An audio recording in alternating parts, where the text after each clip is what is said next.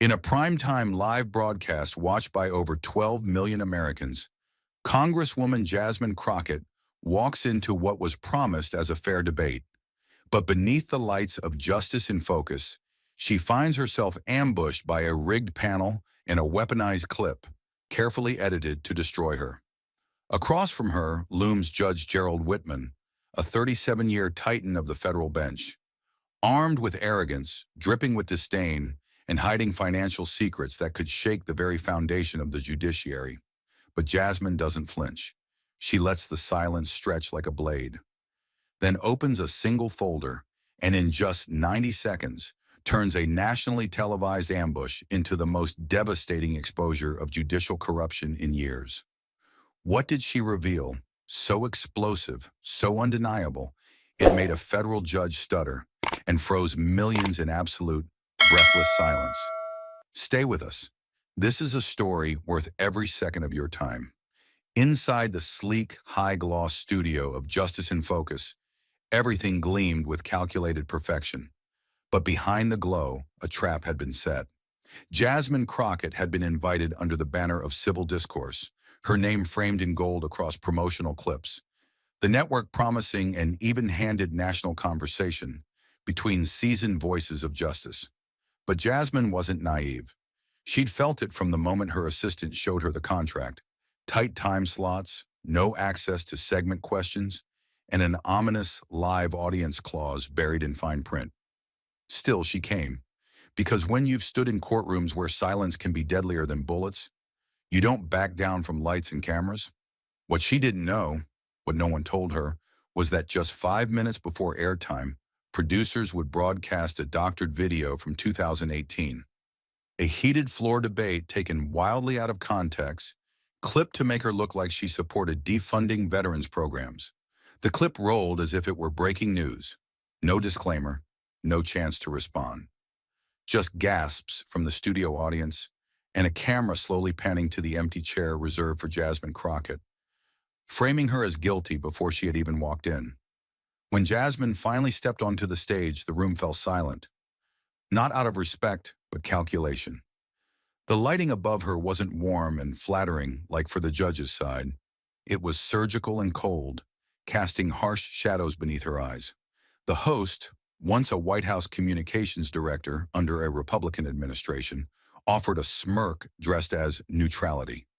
Her microphone had been turned down 2 decibels lower than the judge's.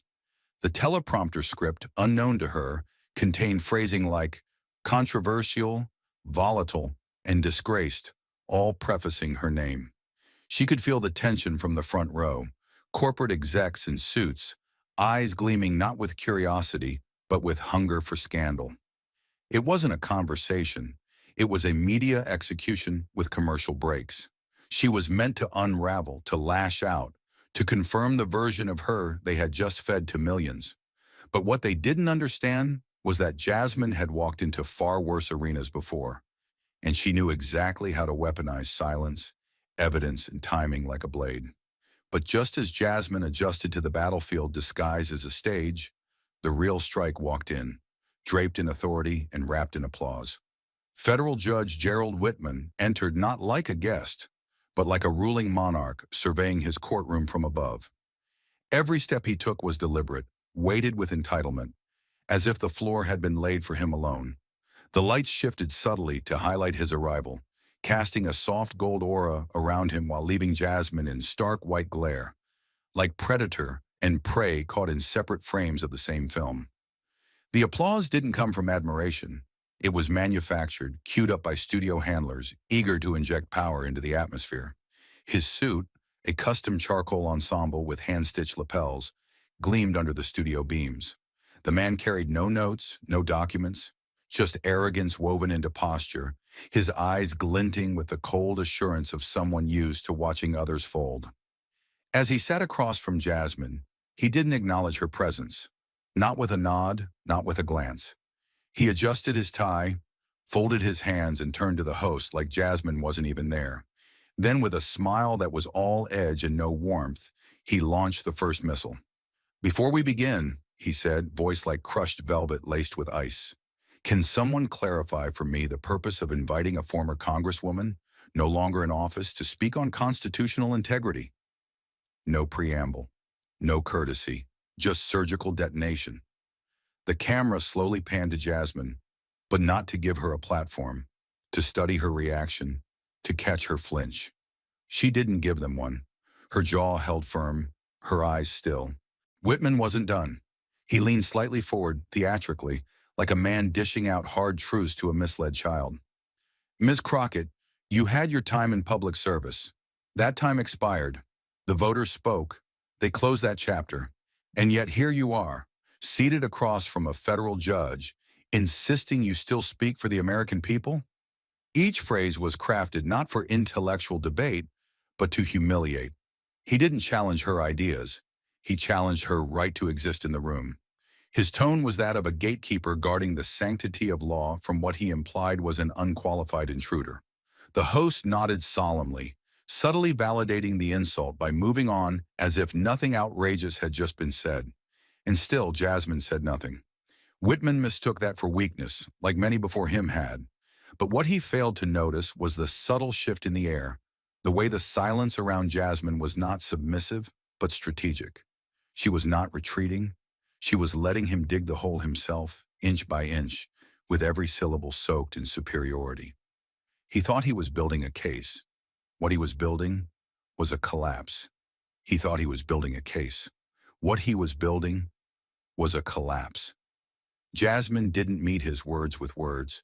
She met them with stillness, one of those rare, piercing silences that doesn't seek permission to dominate a room. The air seemed to constrict as she sat motionless, not defensive, not afraid, just calculating. Her posture remained unshaken, her eyes fixed not on Whitman, not on the host, but on the folder beside her.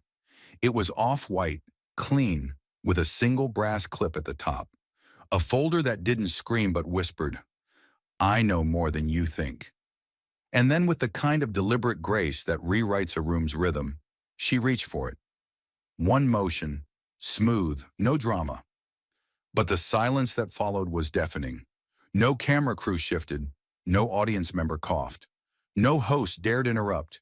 It was like someone had drained the oxygen, and all anyone could do was watch.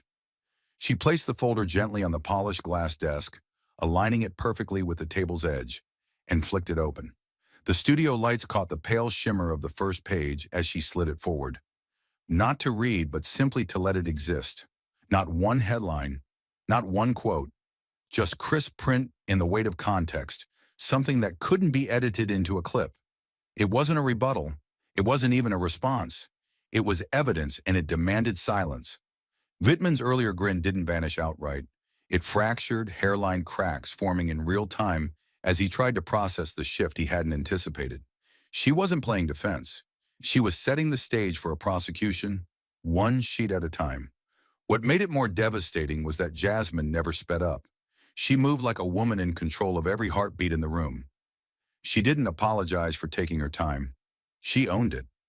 The host glanced nervously at the teleprompter, realizing Jasmine had just hijacked the pace of a show designed to humiliate her.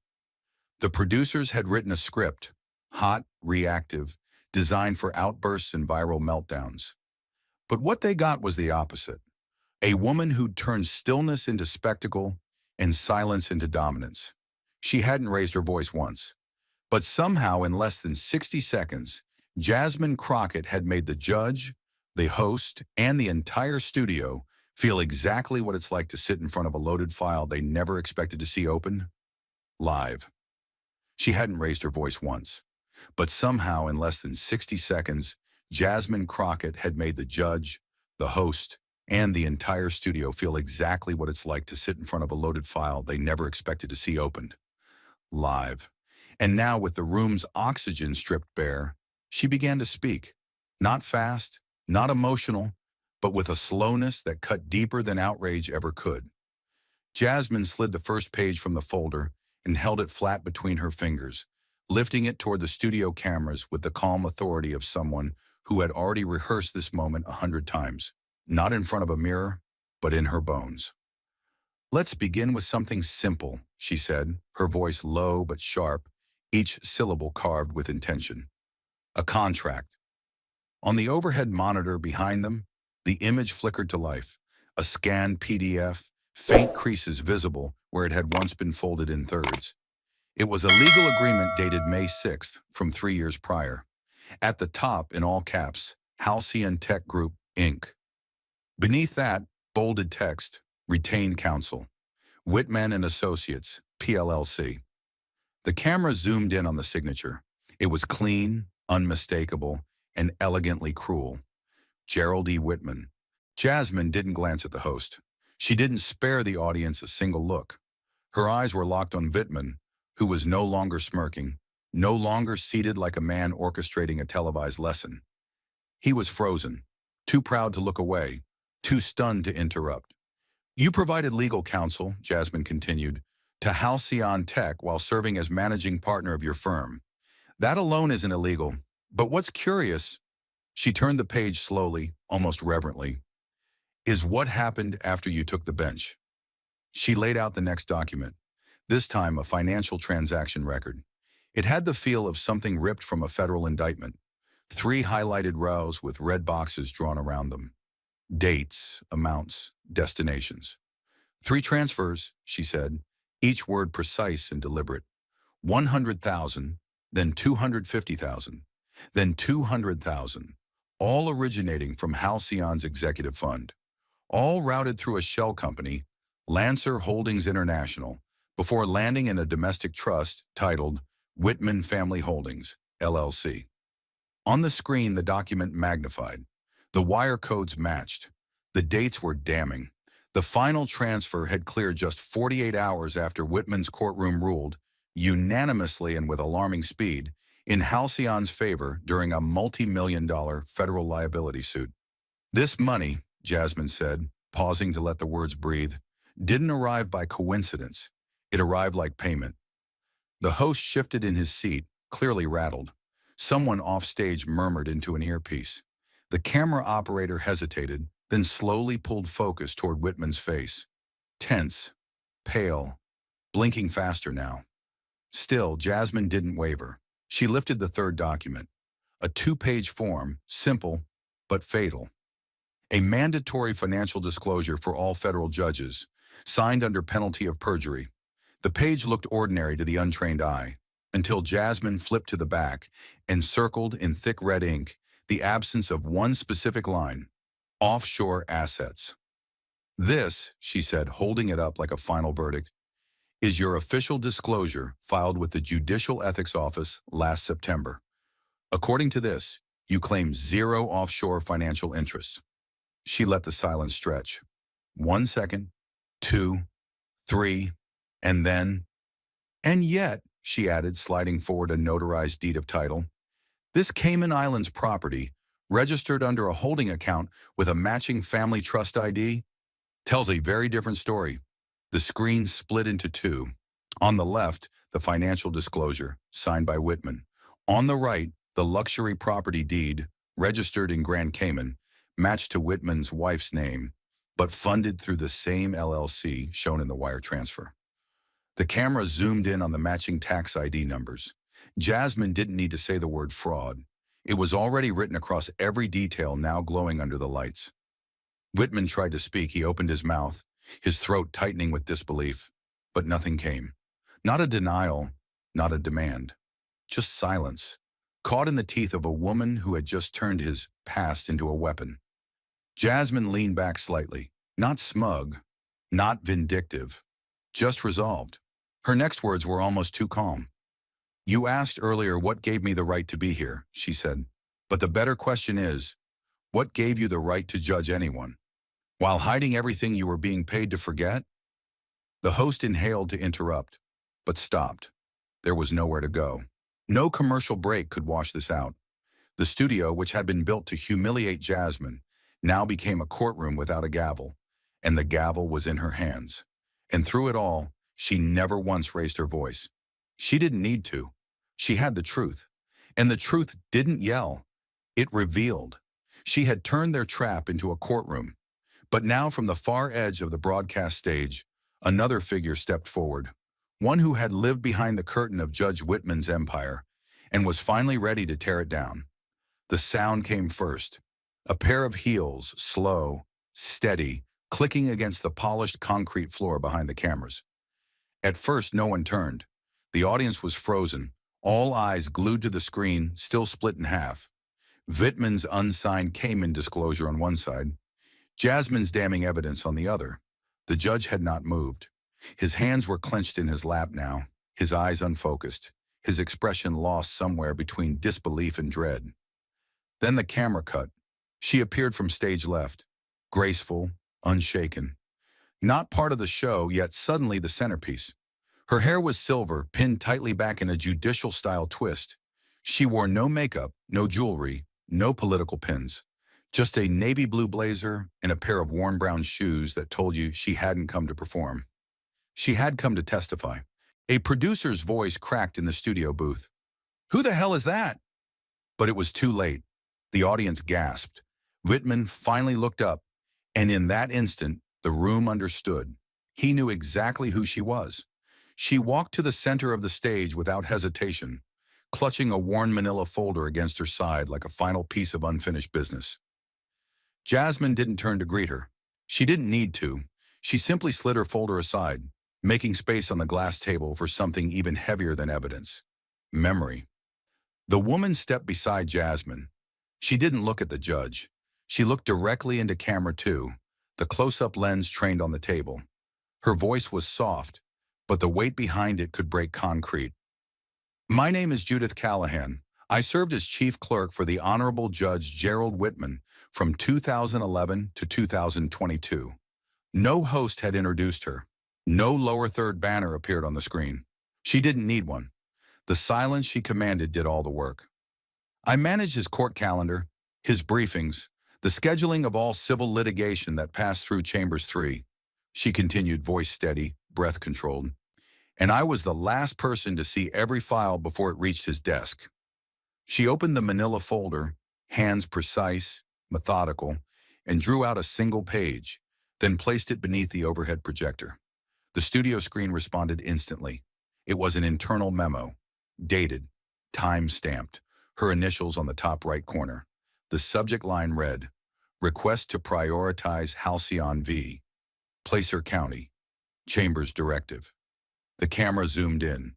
Below, in short handwritten instruction, "Fast-track pretrial to summary judgment. Expedite docket slot." The handwriting matched previous samples from Whitman. A quiet tremor ran through the crowd. The memo didn't shout corruption, but it whispered complicity. "I received memos like this more than once," Judith said.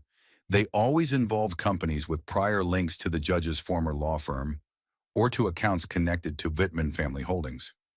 I followed orders because I thought it wasn't my place to question a federal judge."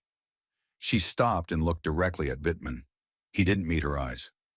"But it is our place," she said. "All of us. Especially when silence becomes the shield that lets people like him operate without accountability." The host finally tried to interrupt, his voice brittle. "Ms. Callahan, are you saying Judge Whitman knowingly requested case prioritization for firms with financial connections to him?" She didn't blink. She didn't flinch. "I'm saying he made those requests. I'm saying I complied. And I'm saying I was wrong to stay silent." The screen behind her changed again. More memos, more scheduling flags, all linking high-value corporate litigation to preferential docketing under Whitman's command. But it wasn't just the documents that hit. It was the tone in Judith's voice. Not anger, not revenge. Something far deeper. Conscience. "I came here today not because someone asked me to," she continued. "Not because I want attention, but because I watched this show live last week. I saw how Judge Whitman mocked Representative Crockett. I saw how the media framed her as angry, emotional, unqualified, because that's what people like him do when their power is threatened by the truth." The audience leaned in. Even the camera crew had gone still. Judith took a long, slow breath, then delivered the line that no one in the building would ever forget.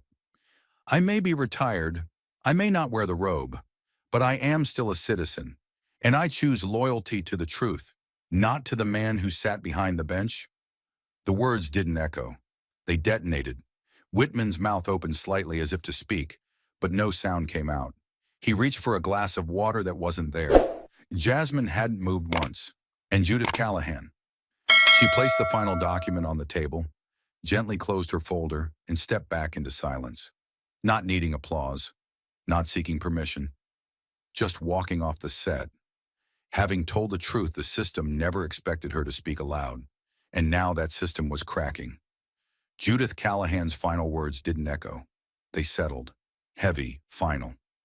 And in that silence, all the illusions Wittman had cloaked himself in began to dissolve. He sat there for a moment, frozen.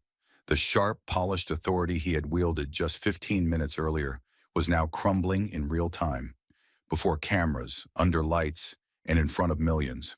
His hands shifted on the desk, unsure of where to rest.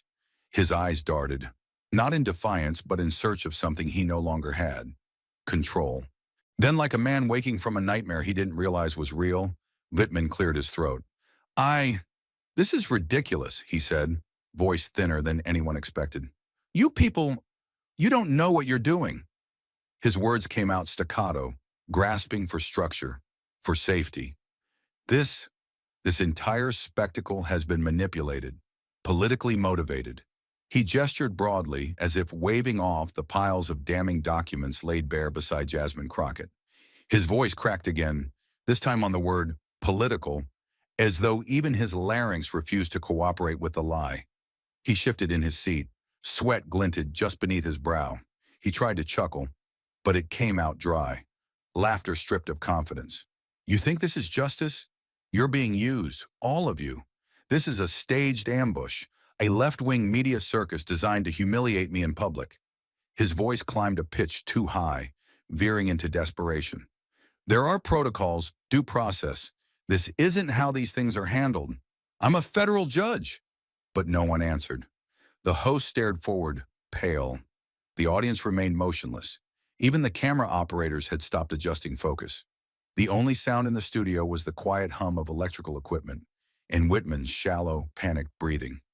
He turned finally to Jasmine Crockett, the woman he had mocked, underestimated, and tried to destroy with clipped sound bites and calculated disrespect. She didn't speak. She didn't move. She simply met his gaze, not with triumph, but with the serene steadiness of someone who had nothing left to prove. And that was what unmoored him the most. Wittman reached for one of the documents in front of him, as if hoping to somehow reinterpret it mid-broadcast, but his hand trembled. These records are incomplete, he mumbled. There are explanations, context. You're painting a false narrative. This is bigger than me. He said it like an accusation, but it landed like an admission. And then, from behind the dark curtains at stage right, came the sound that broke everything. Two firm, synchronized sets of footsteps. Crisp, measured, purposeful. Whitman looked toward the sound instinctively, and when he saw the two men emerging, both in tailored black suits, both wearing federal credentials clipped to their belts, his posture shifted like a collapsing tower. No one announced them. They didn't need it. Their presence was the announcement. They moved without showmanship, without urgency. One of them, the taller of the two, walked up beside Wittman's chair and bent slightly to whisper in his ear. No one else heard the words, but the audience saw the effect. Wittman's face went pale. He whispered back, something shaky, unintelligible. But the agent calmly straightened, gave a short nod, and placed a light hand on Wittman's shoulder. Not a forceful grab, just enough to remind him of the weight of the law behind it. I want to make a statement, Wittman said suddenly, voice hoarse. You can't do this. Not on live television. He stood wobbly. This is unlawful. This is a travesty. His words fell into the air like broken glass, sharp but useless. The shorter agent stepped beside him now, guiding him from the side. The two agents began to walk him toward the back of the stage, one on each side. There were no handcuffs. No cuffs were necessary. His posture said more than shackles ever could. As he passed the front row of the audience, one woman pressed a hand to her lips. A man closed his eyes. A younger viewer simply stared, frozen. No one cheered. No one clapped. No one smirked. Because what had just unfolded was not entertainment. It was exposure. And the silence in the studio now wasn't awkward. It was sacred. The cameras kept rolling, and for a few seconds the broadcast offered no words. Just the image of a man who once sat at the pinnacle of legal power, being walked away from the very institution he'd tried to weaponize. He reached the curtain, and just before vanishing into shadow, he turned once more. This time not to plead, but to look back at the seat he once ruled from. It was empty now, lit by studio lights, framed by truth, and it would never belong to him again. Whitman vanished behind the black curtain, but the silence he left didn't vanish with him. It metastasized through the control room, across the newsroom, and into every glowing screen across America. The moment didn't end when he exited stage left. In fact, that's when it truly began. The producers had no choice but to keep the cameras rolling. Every second of the live stream, every flicker of Whitman's unraveling, every line from Judith Callahan, and every silent page Jasmine laid down was captured in raw, uncut detail. The broadcast ended not with credits, but with stunned silence. Then a hard cut to emergency news anchors fumbling to summarize what the nation had just witnessed. But they were already too late. Within minutes, the internet ignited. The clip, just over 9 minutes long, began circulating under one instruction: watch. It started with political accounts, then legal forums, then journalists, then universities. By the time the East Coast was halfway through dinner, the footage had spread through every major online platform and television screen. No commentary could contain it, no spin could control it, and no one could unsee it. It wasn't just what Jasmine said, it was how she didn't say it. The restraint, the silence, the surgical exposure of fact without fury, the ivory folder, the overhead camera. The moment she slid the Cayman Islands document under the lens without speaking a word, and the room collapsed under the weight of what it revealed. Clips were cut, recut, replayed endlessly. One widely shared post showed Jasmine mid-turn toward the screen, her expression composed and steady, with the caption, "This is how you end a legacy, with proof, not noise." On legal discussion boards, former prosecutors, sitting judges, and law professors chimed in like jurors finally unshackled. Professor Elaine Raskin from Yale Law School posted, "What Jasmine Crockett just did isn't just brave. It's a masterclass in legal exposure under pressure. This will be taught." Her comment was reposted thousands of times within hours. An hour later, Stanford Law Professor Emeritus Derek Hanley weighed in live on a national news program. "We just watched something we don't often get in American legal history: accountability in real time." Jasmine Crockett didn't just defend herself, she defended the credibility of the bench itself by tearing off the mask. This is, without exaggeration, the kind of moment that reshapes public trust. Clips from that interview were embedded into law school seminars by the end of the week. Students who'd only known Jasmine Crockett from headlines were now analyzing her approach in constitutional law classes, studying not just her strategy, but her stillness. In comment sections and student groups, people who hadn't known what a judicial disclosure form was on Monday were quoting procedural ethics by Friday. "This wasn't theater," one law clerk wrote. "It was justice rendered live, by someone who knew when to stay silent and when to strike." Memes appeared almost instantly, but these weren't the mocking kind. They carried a reverence. One image showed Jasmine holding the ivory folder like a sword. Another showed the judge's face mid-denial, paired with the phrase, "Power doesn't protect you from consequence." Television news struggled to keep up. On cable, analysts talked over each other, trying to frame the clip within familiar narratives. A few hosts floated theories that it was a coordinated setup, a trap. But even skeptics acknowledged the authenticity of the documents, the credibility of the witnesses, and the clarity of what had been revealed. In downtown Washington, D.C., a spontaneous panel gathered on a law school rooftop, organized by graduate students within hours of the broadcast. A projector replayed the moment Judith Callahan declared, "I choose loyalty to the truth, not the man who sat behind the bench." No one interrupted. No one laughed. The audience stood still. A former federal ethics officer in attendance leaned toward a colleague and whispered, "I've waited my whole career to see someone say that out loud." And Jasmine? She posted nothing. No statement, no comment, no camera phone response. The absence of her voice after the clip aired became its own message. Because now everyone understood. This wasn't about one moment on television. It wasn't about victory or revenge. It wasn't even about being right. It was about what happens when a woman walks into a media trap, is set up to lose, and calmly turns every camera, every mic, and every word against those who planned her fall, and does it not with volume, but with undeniable truth.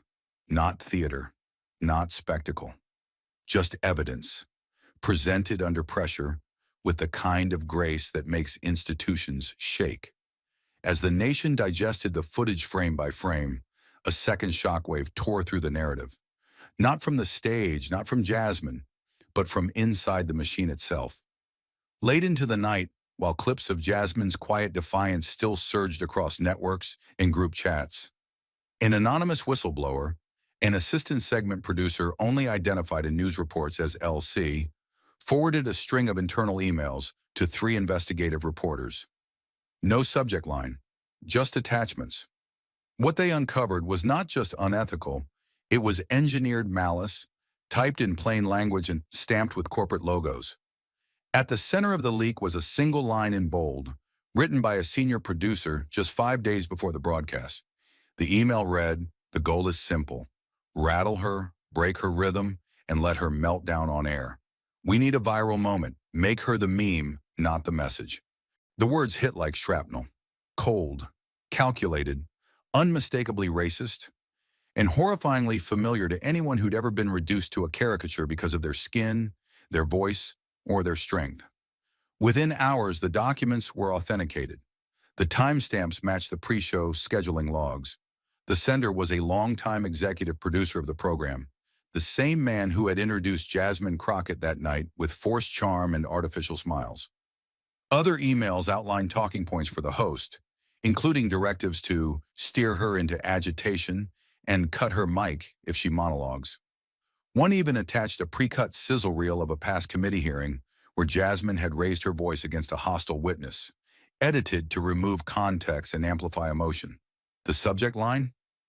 Use this to remind the audience who she really is. There was no ambiguity. The broadcast wasn't journalism. It was a setup, a psychological ambush designed to exploit stereotypes for ratings. And Jasmine had walked into it knowing none of this. The backlash erupted with volcanic force. Civil rights organizations issued coordinated statements within 12 hours. The National Black Lawyers Association condemned the network by name, calling it a modern digital lynching disguised as a panel show. The NAACP labeled it an orchestrated degradation of black female leadership. Legal advocacy groups, many of whom had stayed cautious during the earlier stages, now spoke with fire. Professor Mariah Bentley, a Harvard law scholar who rarely commented on media events, appeared live on PBS and delivered a searing statement. This wasn't just a broadcast. It was the weaponization of stereotype for commercial gain. They didn't expect her to stay calm because they didn't believe she was capable of it. And when she dismantled their trap in silence, they lost the mask. But now we see it. The public turned fast and hard. By morning, the program's sponsor list had dwindled by half. A cascade of advertisers pulled their support, citing ethical misalignment. Internally, multiple staffers resigned, including 2 associate producers and one of the camera operators, who released a short video on social media explaining that everything from the lighting to the teleprompter angles was calibrated to provoke her. An online petition demanding the show's cancellation surged past 1 million signatures in less than 36 hours. But the most damning blow came when a former co-host of the program, once seen as a staple of the network's political coverage, went on a rival outlet and confirmed it wasn't the first time. "I saw this pattern years ago. They invite voices like Jasmine's to appear neutral, but what they really want is the moment they can cut, clip, and ridicule. It's never about dialogue, it's about control." The atmosphere shifted from outrage to reckoning. Suddenly, every black woman who'd ever been talked over on a panel, every whistleblower dismissed for being too emotional, every truth teller edited down to a soundbite, they all had a name to anchor their pain to: Jasmine Crockett. Students began organizing viewings of the clip, not just as spectacle, but as study. What does it mean to be invited only to be destroyed? How do you maintain composure when every light, mic, and script has been loaded against you? Professors called it a case study in modern systemic targeting through broadcast. And still, Jasmine remained silent. No interviews, no social media post, no late-night talk show tour, because the facts were speaking louder than anything she could possibly say. And now the very industry that had tried to bait her into losing her temper was losing its grip on the narrative. Badly. A second leaked email surfaced 2 days later, this one from a network executive, sent internally after Jasmine had already begun her quiet exposure on air. It read, "She's not breaking. We need to pivot. Redirect to Vittman's experience. Remind the audience of his legacy." But the audience had already made up its mind. They'd seen what she faced. And more importantly, they'd seen how she didn't flinch. The demand for justice didn't end when the camera stopped rolling. It began. What Jasmine Crockett had ignited on live television, the silent surgical dismantling of Judge Whitman's facade, became more than a viral moment. It cracked open a door the public didn't even know had been locked. And what lay behind it was darker than anyone wanted to believe. A judiciary with unchecked power, financial entanglements, and no mechanism for real accountability. Within 48 hours, a coalition of civil rights groups and public transparency organizations launched an unprecedented joint appeal. The names behind the letter read like a war roster for truth: the American Civil Liberties Union, the Brennan Center, the National Black Lawyers Association, Public Citizen, Judicial Integrity Now. Their language was uncompromising. "We call for a full federal audit of every sitting judge's assets, domestic and offshore. This includes family trusts, third-party investments, undeclared conflicts, and historical case outcomes influenced by private interest. If judges are to wield justice, they must not hide from it." The petition reached 1 million signatures in less than a week. It wasn't just lawyers and legal scholars signing. It was veterans, nurses, students, single mothers, small business owners. The public had seen what unchecked power looked like, and they were ready to pull the curtain back on every black robe in America. News anchors no longer opened with sports or overseas updates. They opened with this: how deep does the corruption go? A nationwide survey revealed 62% of Americans no longer trusted the federal judiciary to act impartially. Legal podcasts surged in downloads. Public radio stations aired anonymous whistleblower accounts from inside district courts. One former judicial assistant told NPR, "I watched my judge approve a ruling on a case involving a corporation whose CEO funded his daughter's wedding, and no one batted an eye." As pressure mounted, America's top law schools did something they had never done before. They united. Harvard, Yale, Columbia, Stanford, Howard, and Berkeley announced a joint emergency symposium, broadcast live and free to the public, titled "Justice and Shadow Power: Where is the Line?" The title alone set the internet ablaze. Commentators debated it. Memes were made. But underneath the cultural noise, something serious was brewing. The symposium was to be held at Constitution Hall in Washington, D.C. A deliberate choice. The very building where landmark legal arguments were once crafted would now be the arena for their dissection. The day of the event, the steps outside Constitution Hall were packed before sunrise. Not just academics, veterans in wheelchairs, young activists with notebooks, old civil rights leaders with trembling hands. The air buzzed like a revolution trying to remember its name. Inside, the banners were unmissable. The robe is not immunity. Accountability is not disrespect. Justice cannot exist in the shadows. The keynote speaker, Professor Nia Barrett of Howard University, stood beneath blinding stage lights and delivered a statement that felt like thunder through the marble hall. When judges are not required to be transparent, justice becomes a commodity. When power is unmonitored, it mutates into abuse. Today we ask not for revenge, but for clarity, not for spectacle, but for safeguards. And we demand it not as citizens alone, but as the last line between democracy and decay. Her speech was followed by panels composed of whistleblower judges in silhouette, law students reading leaked clerk memos, Ethicists showing graphs of case rulings versus known political donors. Every 15 minutes, another layer peeled back. Real estate gifts, unreported income, rulings delivered in under 30 seconds without trial. Then came the moment that shattered the air. A 19-year-old law student from Spelman College stood up during Q&A. Her voice was clear, her tone unshaking. If Jasmine Crockett hadn't exposed this live on TV, how long would Judge Whitman have continued?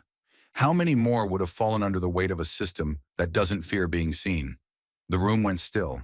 One by one, professors and judges, some shaking with emotion, rose to sign a new charter drafted by the Symposium Committee, the Covenant for Transparent Justice.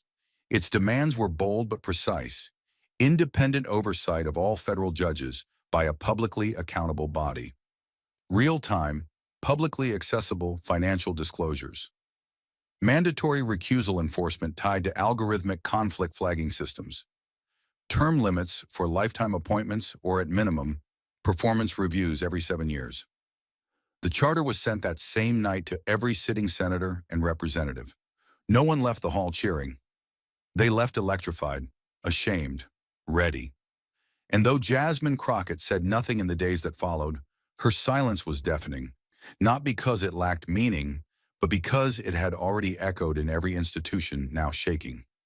She hadn't just exposed one corrupt man, she had made the country question the temple he stood in. The world wanted to crown her, commercialize her defiance, and turn a courtroom reckoning into a media campaign. But Jasmine Crockett refused to let the truth she fought for become entertainment. The media frenzy didn't wait. It crashed in like a flood. Within 24 hours of the televised takedown, Jasmine Crockett's inbox overflowed. CNN, MSNBC, The View, HBO, even late-night comedy shows, each begging for a segment, an exclusive, a headline.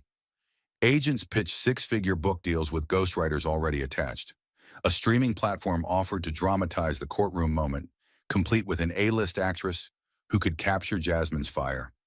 Fashion magazines wanted photo shoots. Universities proposed honorary degrees.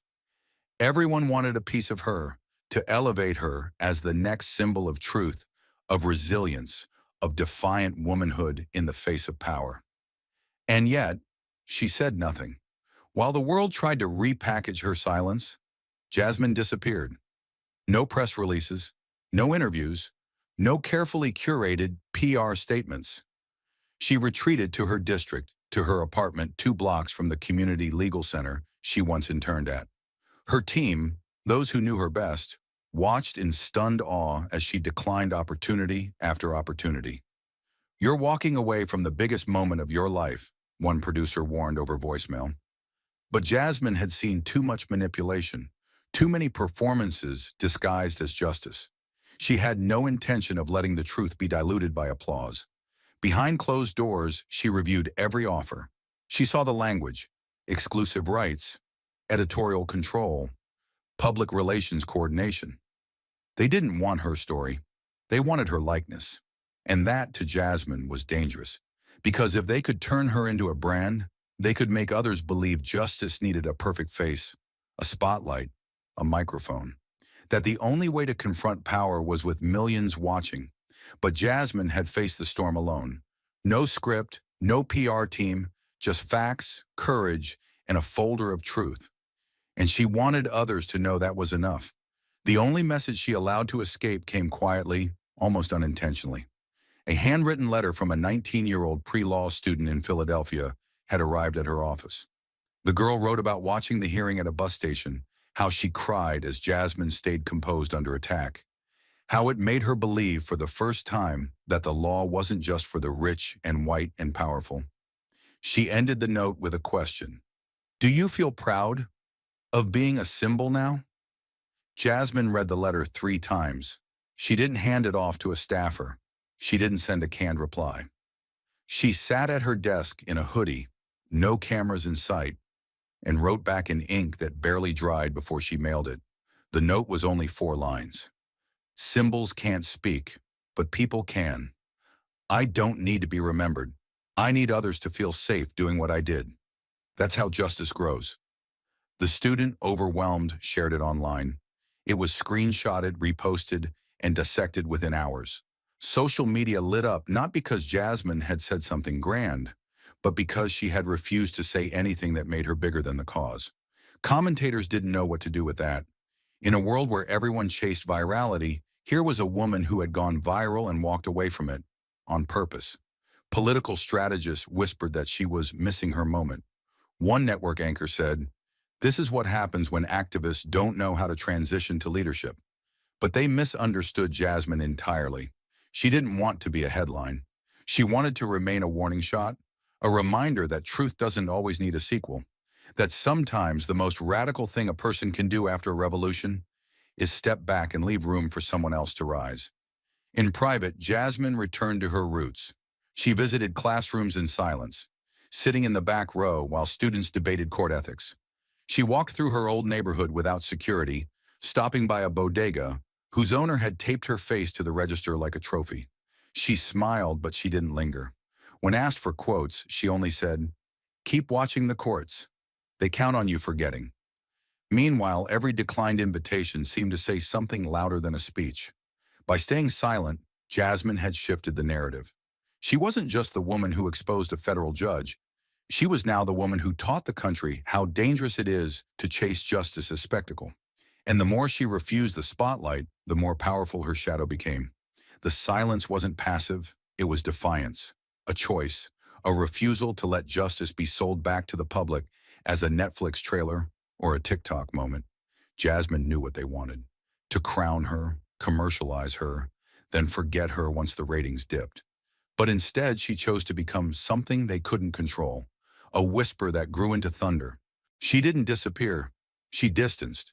And in that distance, a message lingered: don't watch for me. Watch who they try to silence next. That, more than any award or standing ovation, would be her legacy. While Jasmine's silence echoed across the nation, in the chambers of Congress, the aftermath of her defiance began to harden into policy, and a new battle for transparency ignited. The air in the Capitol felt charged, thick with urgency, with consequence. It had been less than 3 weeks since the broadcast that shattered illusions about judicial neutrality, and already a bipartisan group of lawmakers was gathering signatures, readying podiums, and preparing to detonate the next bombshell. Not through a folder of leaked documents, but through legislation. They called it the Judicial Trust Act, and it was more than a bill. It was a direct shot across the bow of unchecked judicial power. The room was packed when the press conference began. Reporters, legal analysts, civil rights advocates, everyone sensed this wasn't just another hollow gesture meant to die in committee. This had momentum. At the center stood Representative Elijah Tatum, a veteran legislator known for quiet resolve rather than fiery speeches. But this time, he looked carved from stone, his voice taut with moral clarity. Cameras clicked as he held up a single sheet of paper and said, "This is not about politics. This is about the soul of our republic."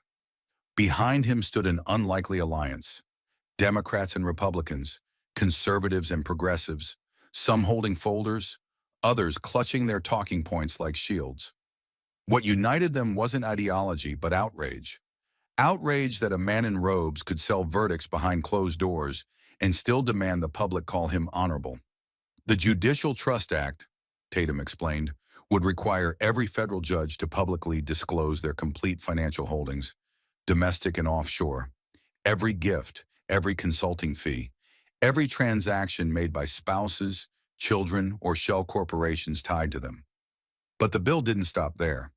It also required judges to disclose all personal relationships, professional, financial, or familial, with entities or firms appearing before their court. No more vague potential conflicts. No more "we trust their judgment." This time, trust would be earned, under penalty of law. Then came the quote that would echo across headlines that night and dominate news cycles for days. Tatum didn't raise his voice. He didn't pound the podium. He simply looked into the camera and said, "If we do not oversee those who administer justice, then justice itself becomes a cloak, draped not to protect the innocent, but to conceal the machinery of power." It landed like a thunderclap. Within hours, the quote appeared on the chyron of every major network. Political anchors debated it, law schools printed it, protesters stenciled it onto banners. It didn't matter that it came from a politician. It felt like something sacred, something overdue. For decades, the judiciary had been seen as the last untainted branch of government.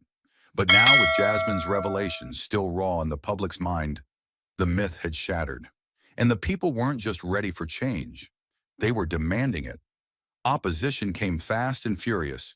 Judicial lobbying groups condemned the bill as an overreach, a dangerous politicization, and a slippery slope toward dismantling judicial independence. One retired circuit judge claimed it would make judges live in fear of populist retaliation. But those words rang hollow, because for once the public wasn't reacting with apathy. They were watching. And the images of Gerald Whitman being escorted off live television weren't fading. If anything, they had become a symbol of what happens when oversight fails. More lawmakers joined the fray. Senator Laura Montrose, herself a former prosecutor, took the floor during a late-night session and read aloud a list of over 30 judges who had ruled on cases involving companies tied to their financial portfolios, with no disclosure.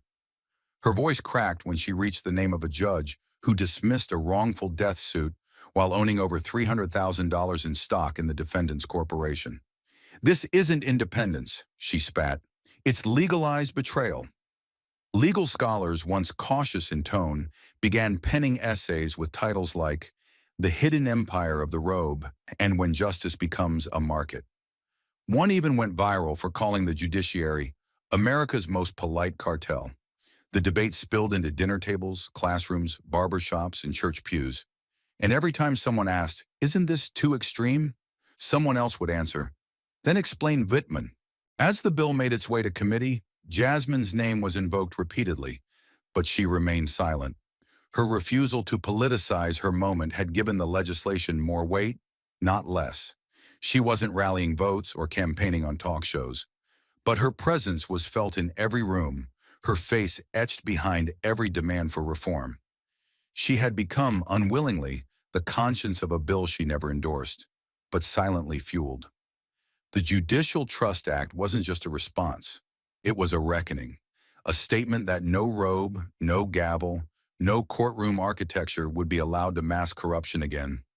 And as hearings loomed, as analysts prepared for a bitter legislative war, one truth rang louder than any lobbyist's objection. This time the system was on trial, and the country was watching, finally with both eyes open. As Congress debated legislation born from her silence, Jasmine quietly slipped out of the political spotlight and into a room where the next generation of justice was still learning how to speak. The university's law auditorium buzzed with the kind of electricity only youth and purpose can create. Rows of fresh faces, some nervous, others brimming with idealism, filled the red velvet seats, flipping through programs printed in gold ink. National Student Forum on Legal Ethics and Accountability. It had been a week since the Judicial Trust Act was introduced, and Jasmine Crockett's name had come up in every single workshop. Her televised confrontation, her refusal to cash in, her note to the Philadelphia student, her ghostly absence. The students had turned her into a myth, a case study, a rallying cry. They never expected her to show up in person. She didn't arrive in a motorcade. No entourage. No announcement. Jasmine walked in through a side door, wearing a simple dark coat, no makeup, and her hair pulled back into a soft knot. She quietly slipped into the last row, unnoticed at first. Her presence wasn't declared, it was discovered. A second-year student spotted her and froze mid-sentence. Then another. Then a wave of murmurs rippled forward, polite but electric, like the moment a courtroom realizes the judge has entered. But Jasmine didn't move. She nodded at the few who turned to look, smiled faintly, and kept her eyes on the stage. It was a panel discussion about judicial power and public trust, moderated by a nervous third year who clutched her index cards like they might dissolve. The students, diverse in race, gender, ambition, spoke with passion, but there was an undercurrent of self-doubt. Every example they cited came back to the same question. What happens when the law becomes the very instrument of silence? Then after the final applause, the moderator cleared her throat. Her hands trembled. She scanned the audience and said, "We've just been informed that Congresswoman Jasmine Crockett is in the room. If she would be willing, we'd be honored." All heads turned. A pause. A breath. Jasmine stood up slowly, not because she was uncertain, but because she understood what it meant to carry weight without wielding it. As she stepped forward, a strange hush fell over the crowd. There were no cheers, no wild applause, just the kind of quiet reserved for something sacred.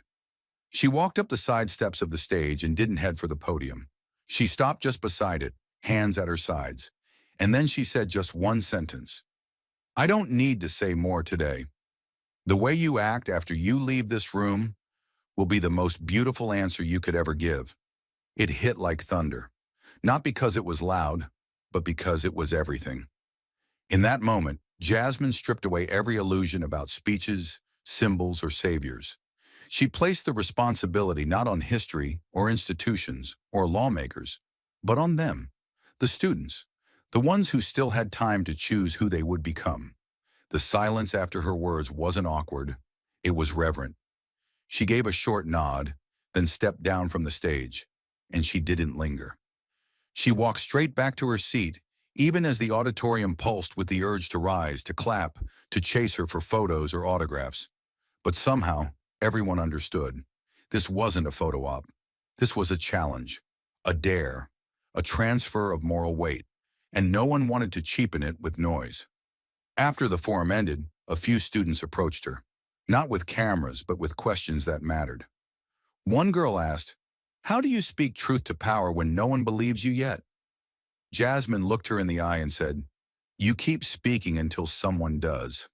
Then you help them speak louder than you ever could." Another asked, "How do you know when it's your fight?" Jasmine replied, "If you're awake at night thinking about it, it's already yours." Still, she refused to let the attention linger. She left the auditorium through the same side door she came in. But what she left behind wasn't just inspiration, it was combustion. Students who had been unsure of their voices now whispered about internships at watchdog organizations. Others Googled the Judicial Trust Act for the first time. One even stood in the hallway after she left and said, "I thought we were supposed to follow precedent, but maybe it's time we write our own." Later that night, video clips from the event began to circulate, not of Jasmine speaking, but of the room's reaction, the quiet, the stillness, the weight. A legal podcast called it the most powerful 19 seconds in the history of law student activism. News outlets didn't know how to spin it. There was no drama, no soundbite, just an act of restraint that sparked a revolution of resolve. And while Jasmine slept that night, her inbox filled again. This time, not with TV offers or book deals, but with letters from students, junior attorneys, even first-year paralegals. They didn't ask for autographs. They asked for reading lists, for strategies, for advice on staying calm when the courtroom turns cruel. And in each of those messages was something she had hoped for all along. A voice that didn't want to be her, a voice that wanted to be heard. Jasmine never followed up. She didn't send mass replies. She didn't repost screenshots. But in a locked drawer in her home office, she kept a folder of those letters. And on the front, written in her own handwriting, were the same words she'd once spoken into a microphone without a podium. The way they act after today will be the most beautiful answer. The students rose with new resolve, the chambers echoed with reform, and the headlines blazed with Jasmine's name. But beneath the fire, beneath the noise, lay something deeper. A lesson no camera could capture and no courtroom could contain. In a world increasingly addicted to volume, where shouting often replaces truth and scandal is sold faster than sincerity, Jasmine Crockett's defiance didn't come from outrage. It came from restraint, from the conviction that silence, when anchored in truth, can split stone. She had every reason to scream, to retaliate, to spit fire the moment the trap was sprung beneath the studio lights. But instead, she opened a folder. She let the silence stretch, and in doing so, she taught a generation that dignity isn't weakness. It's resistance in its sharpest form. What she endured was not just a media ambush. It was the modern-day crucible for every woman of color who dares speak without apology. The host had tried to box her in. The lighting crew dimmed her presence. The producers sharpened their knives through editing. But Jasmine refused to shrink. Not because she was fearless, but because she had finally understood. The moment you let their frame define your fight, you've already lost. Her courage wasn't loud. It was deliberate. And in a culture that rewards volume over value, that kind of control was nothing short of revolutionary. She didn't just expose corruption, she exposed complicity, the quiet hands behind the camera, the legal insiders who whispered warnings but never stood beside her, the academics who taught case law but never questioned who wrote it. She made them all visible, and that visibility is power, because once seen, injustice cannot be unseen. She shattered the illusion that justice is blind. She showed the world that sometimes it wears tailored robes and trades truth for personal gain. But the deepest lesson came not in the courtroom nor in the viral clips. It came in the moments after. When Jasmine turned down the book deals the agent offers, the celebrity platforms. When she told a student, "I don't need to be a symbol," that was her answer to the entire spectacle. Not fame, not martyrdom, but multiplication. She didn't want followers. She wanted mirrors, reflections of courage replicating across courtrooms, classrooms, boardrooms, anywhere power once counted on silence. And that is where the story shifted from personal vindication to public legacy. Because every institution that tried to break her had relied on one calculation, that she would react emotionally, lash out, lose control, become the meme they could mock and discard. But she didn't give them the ending they'd written. She rewrote the genre altogether. And in doing so, she changed not just how we see power, but how we respond to it. Not with rage alone, but with truth, delivered like a scalpel. The human lesson here is sharp and sobering. Integrity will not always reward you with applause. In fact, it often leaves you standing alone in a storm of doubt and distortion. Jasmine Crockett learned that firsthand. She lost her congressional seat. She was mocked, baited, betrayed, even by those who once claimed to be allies. But she stayed in the fire, and not to survive it, but to expose what was burning underneath. Her fight wasn't just about one judge. It wasn't just about one corrupted episode of televised sabotage. It was about every unseen hand that pulls the levers behind closed doors and counts on the public never asking why. Her battle was against the myth of objectivity used to conceal bias, against the systems that weaponize decorum to silence dissent, against the comfortable lie that injustice wears only one face. And yet, in the heart of that fire, she held on to something most never expect to survive battle: empathy. Jasmine never demanded vengeance. She never called for her enemies to be ruined. She simply exposed the truth and stepped back, because she knew the truth didn't need a spear, it needed light. And that is perhaps the most human lesson of all, that the most powerful justice does not roar, it reveals. She taught us that not all victories come in headlines. Some come in the eyes of a law student who decides to challenge a judge's ethics, in a producer who leaks an email because they've had enough, in a citizen who learns to ask, "Who profits from my silence?" She reminded us that dignity is a weapon, that silence, when chosen, is not surrender, it is strategy. That truth, no matter how long it is buried, waits for the brave to unearth it. And finally, most powerfully, that one voice, steady and unshaken in the face of design and deceit, can crack the most fortified halls of power. This is the legacy Jasmine Crockett left behind. Not a slogan, not a brand, but a blueprint. A reminder that you don't need to shout to be heard. You just need to be willing to stand. And as Jasmine stepped back into the quiet, leaving only the echo of her restraint and the tremor of her truth, one final question thundered louder than any gavel. What will we do now, when the silence is broken and the curtain has fallen? This isn't just a story to watch. It's a challenge to answer, because now we know the systems meant to protect justice can be manipulated, masked, bought, and exposed. Jasmine's stand wasn't a finale. It was an invitation. To students, question what you're taught. To voters, demand transparency from those who claim authority. To citizens, follow the money, not the slogans. To every silent witness who ever thought, this is just how power works, you were never powerless. The line has been drawn, the light has been turned on, and the next move is not hers, it's ours. So ask yourself, in a nation where truth barely survives the edit, will you be another viewer or the next voice that refuses to be framed? Thank you for watching until this moment and for standing with us on this journey for justice. Your support means everything. Like, subscribe, and turn on notifications so you never miss what's next. And we'd love to hear your thoughts. Leave a comment below and let us know what moved you most in this story. Together, our voices make a difference.